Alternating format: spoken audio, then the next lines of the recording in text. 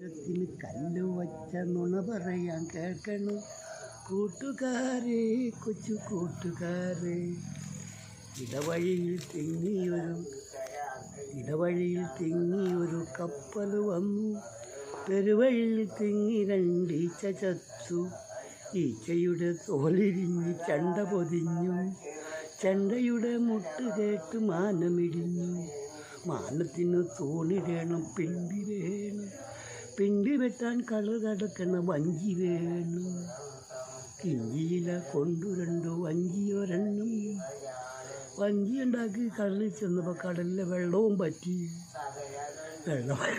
കൊച്ചിയിലെ കക്കവാരി, കടലിലെ കക്കവാരി കൊച്ചിയിലെറിഞ്ഞു. കൊച്ചിയിലെ ഒരച്ചിക്ക് മീശ വന്നു. മീശ കണ്ട് പേടിച്ച് കോഴി കൂവി. അപ്പോൾ നേരം വെളുത്തപ്പോൾ നുണയല്ല